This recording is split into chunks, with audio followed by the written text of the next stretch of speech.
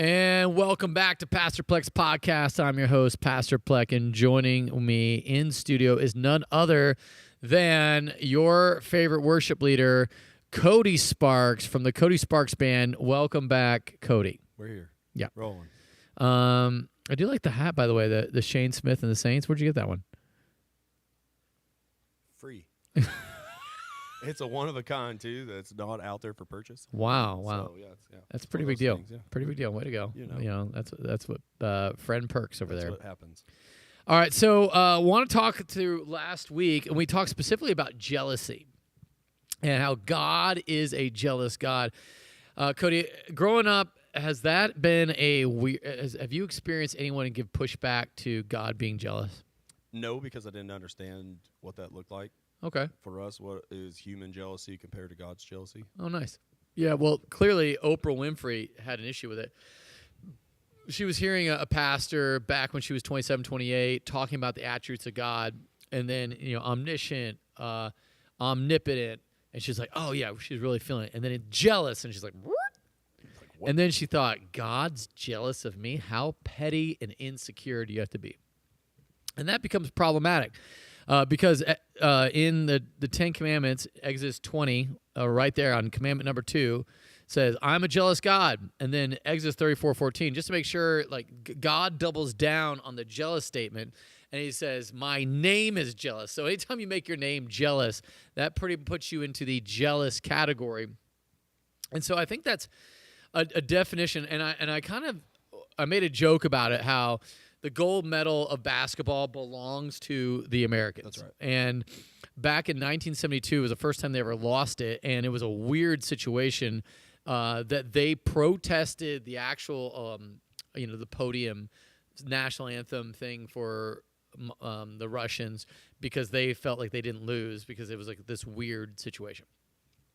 And you could look at that as either A, they were petty, Yeah, that's right. and ungodly jealousy, or they were truly jealous for what was theirs. Now, I did get some criticism on that definition, by the way, and someone said, wouldn't the definition of ungodly jealousy be more aligned with envy? We can sin in jealousy or envy, but jealousy is not wanting to lose something you already have, and envy is desiring something you don't have that somebody already else does. That was what I thought too, honestly. When I originally wrote it, I put jealousy and envy, and then every definition I looked up, it uses jealousy and envy as synonyms. Yep. And so it's kind of like when people put the definition of insanity, it's like doing the same thing over and over again, expecting a different result. And that's not actually the definition of insanity. So people need to stop doing that. And the same thing was happening with jealousy and envy. It's a semantic wordplay where envy and jealousy are synonyms that don't have any distinct differences. In fact, looking it up, I found, check this out, I did find this. It's this. Jealous is feeling or showing an envious resentment of someone or their achievements, possessions, or perceived advantage. And so anytime you use the other word in the definition, it sort of loses that distinction. And so that's why I want to go to a godly versus ungodly, because that makes more sense. And so what I chose was this definition of godly jealousy: being fiercely protective or vigilant over one's rights or possession. And then ungodly jealousy is being discontented or resentful or longing for someone else's possession. And the key word here is it yours? It's so, and I think this is why it's important, because there's very few things that we should be able to share, right? Yes. But if I stole your name and I took your name, image, and likeness and I use it to make money for myself, then you should have a godly jealousy over the wrong use of your name. I guess name, image, that actually fits. And Jordan, I guess Chiles, the bronze medal gymnast, she, I think, actually legit won the bronze. Yes. But the protest this is what was so weird. Maybe you've been following this story. Mm-hmm. So when she did it, they docked her points. And then the American team protested the docking of the points. They gave her the points back, which then put her in for bronze. But then, upon further review, they found that the protest for the docking of the points came 1 second too late. Which further review, Americans turned in 2 different videos showing that it was turned in on time. So she should be jealous Yeah. for her medal, right? Yes. I think that's what I'm saying. And an ungodly jealousy, if it's someone else's possession that you want, it's like, okay, I want that. I didn't earn it. Yeah, or no, you're coveting. Right. Like, Yes, I that's want right. something that's not Correct. mine. Not mine. Yeah. Yeah. And so, that this happens all the time. So if there is a threat to your spouse, you should have a godly jealousy to protect your spouse. Right. And so one of the points I made up is the reason why, I think one of the reasons why we don't have a good grasp of God's jealousy is because we don't have a good grasp of that being a positive characteristic within human life. Because I think we've said that as parents, we're proxies for God for our kids. And so, whoever you are, inevitably, whatever your strengths are going to be the part that your kids see as God, and that's an easy thing for them to grasp. Your weaknesses, that's where they're going to have an issue with God and sort of probably be traumatized by it until they get the right viewpoint, in their mind. So, and also, like, the way that I always, like, God isn't jealous of us. He's jealous for us. That's good. Was a big thing that you have to look into. Yeah, and in fact, last night when we were talking about that men's group, I had a guy come up to me. He's like, even after we talked about it in our larger group, when we broke down the smaller groups, he's like, yeah, I still have a problem with God being jealous of me. And I'm like, He's not jealous of you. Yeah, I was like, where are you getting that? Why do people keep saying that? And I think it's because it's the only way we know how to use the language, like jealousy. Yeah, and because it wasn't like a dumb guy, it was like a really brilliant guy that works for like a really amazing business consulting group. And I was like, okay, you don't understand the semantic range. There's jealousy of, which is probably bad. Jealousy for, that's good. And I think jealousy of is what somebody else has. Jealousy for is something that you own, and that if there's a threat, you're going to be fiercely protective of it. So anyway, I think that's a healthy place to start. And so God is jealous for us, which is one of the greatest gifts that you could have. And after we talked about it, several people remarked, it is so encouraging to know that God is jealous for me. Yeah, and I think that's good. So I do feel like men have, I don't know, this is where I don't want to get into like, into the patriarchy or matriarchy, but I do feel like because there's been such an assault on patriarchy, men have felt bad about being fiercely protective or vigilant over their wives. And so, and maybe rightfully so, maybe, back in the day, there was some toxic masculinity, which that was the big thing that, men are just toxic, blah, blah, blah. And maybe that's true. But, man, to sort of throw out men's role as a leader, men's role as protector, men's role as provider, men's role as the leader of the family. Well, good luck. Yeah, and here's the thing. If you are a leader, what do leaders do? They exert some control. I think that's, like, that's the part, and this is where true egalitarians would say men and women are interchangeable in their role. Like, it doesn't matter if it's a man, doesn't matter if it's a woman, you can do whatever you want. Whereas we would sort of contend that men are called by God to lead. And I think we saw that in this Exodus 34 passage where God calls all the men to show up 3 times a year before him. And that's a big deal. He doesn't call, the women are allowed to go, but the men have to go because they're the ones that represent their families and are called to before God to lead their families. So I thought that was sort of a fascinating reality on that we struggle with. So whether you are a person that is a person who has a hard time with jealousy, or whether you're a person that just sort of gets that, the important thing is to see that God is jealous for us. And the interesting thing too, and this might be part of the issue, is that Moses asks God, he says, please take us for your own possession.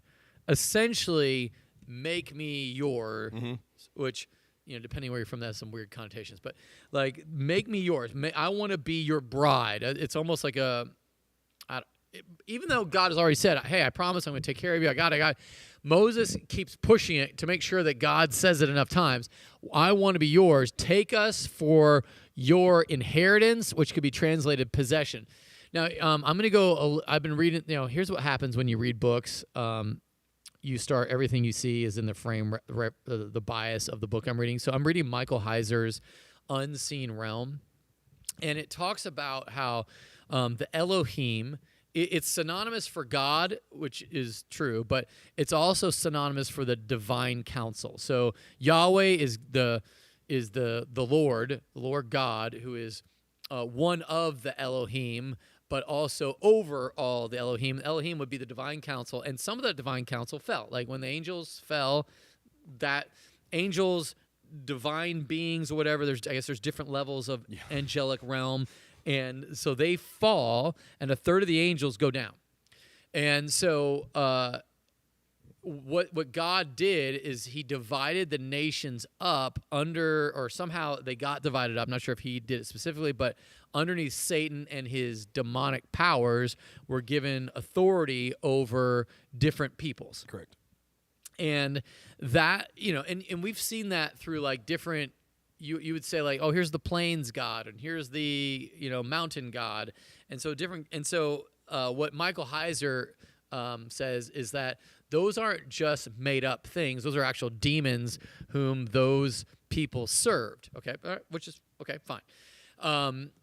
And so the nations that they were driving out were under the authority of these demonic powers, and so Yahweh was asserting his own kingdom movement to take back or take over or move out the demonic powers. You definitely need to read the book. It's fascinating to kind of see it. Anyway, but that's why God is so, he says, I'm going to take you for my inheritance. So all of these other gods get the inheritance of like their possession of these people. And so now God is establishing his rule again on earth, even after the fall, and then Israel being its own nation is part of that. And then eventually the Davidic kingdom or the Davidic king will then finally be seen through Jesus. Jesus' reign, already not yet, but eventually he will reign on earth, and that'll be all kind of Yahweh's plan. Anyway, all that to say, that's why he drives out these specific deities, but then he warns them, don't go after them. The whole point of this is for me to show the cosmic realm that I am good and that I'm going to be glorified by my own people. And you can kind of go back to Job to see the divine counsel and Satan coming up and be like, what about this? And accusing Job and saying that he's not that good. Yeah. Anyway, so that's where I see that kind of playing in here, and that's way probably deeper than I wanted to go on a Sunday morning, just because it's pretty complicated, and without the backdrop of Michael Heiser's book, it would be kind of lost. Anyway, so what I saw in there is like God is jealous for his bride, and the reason why it's not like there's no threat.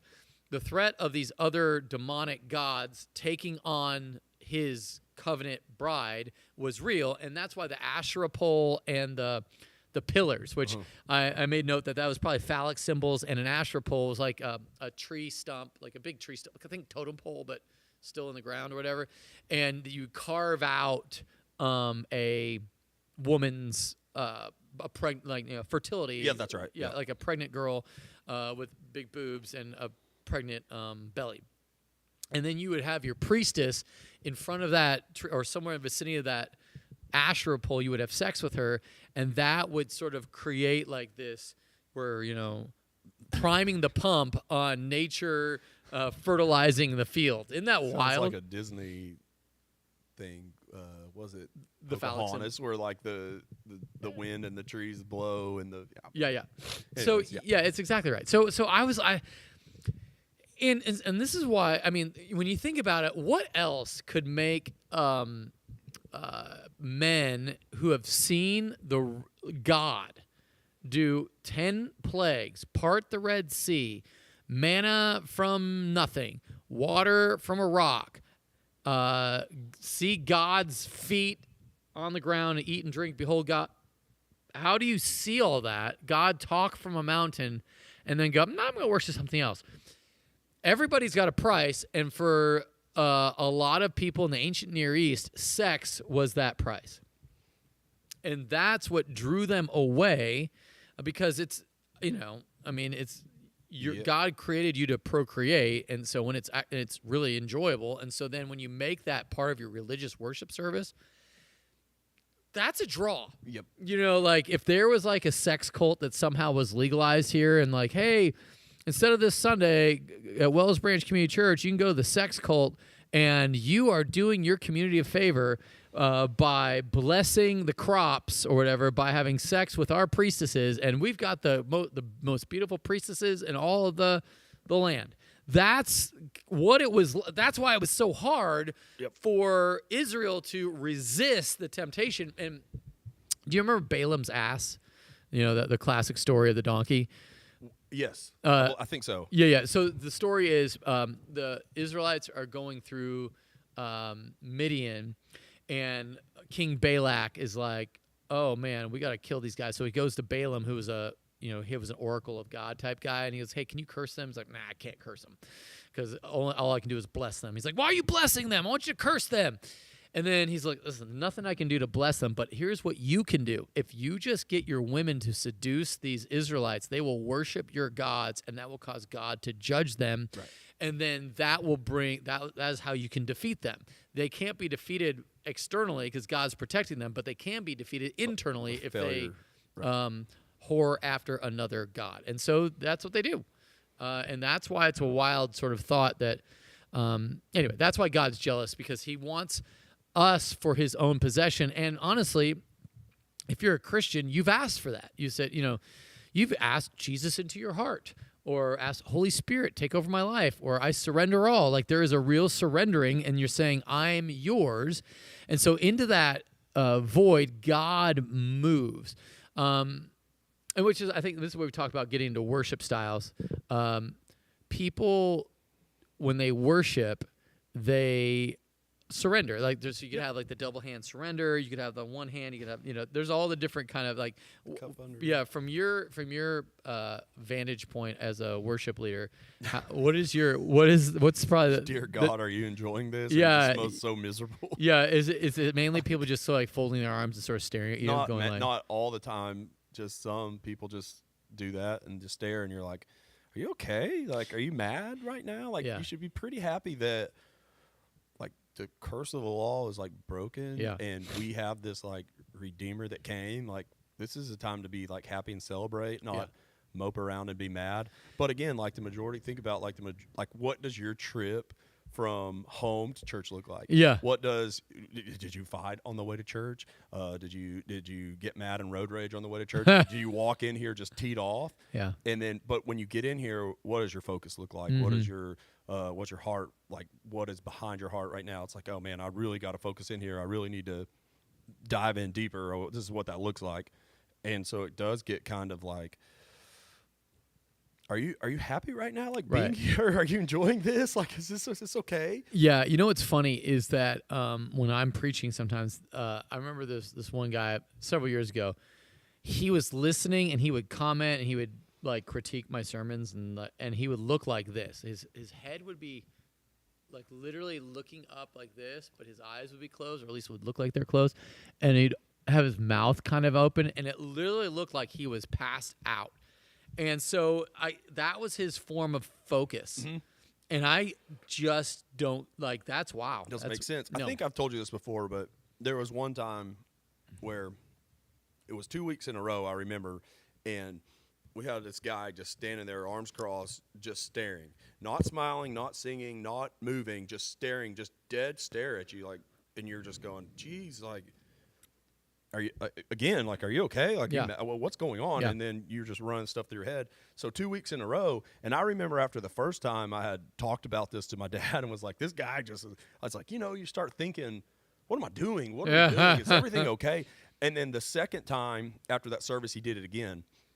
And I was just going, geez. But at the end of service, when it was over, he walked up to me. He was like, hey, I just need to tell you, like, I am so blessed by you and worship and what we're doing here. that I really can't get enough of it. And he just went on, and I'm just sitting there like, you sure show that in a weird way. Why don't you Like, put that on your, tell your okay, face. well, that's great. Yeah. Sweet. Maybe a smirk or a smile or just something. But again, you don't know what people are going through, and you can't judge people by their outer appearance, right? Because you don't know what their heart looks like and what that looks like behind that. So for me, it's like, hey, get up there, you worship, and we go through, sometimes people go through the motions, but for me, I always, like, when we talk to the worship team or people ask me, I'm like, my job for me really is through the week, getting things ready and doing all that. Worship for me is like for free. I do this because I love to worship, and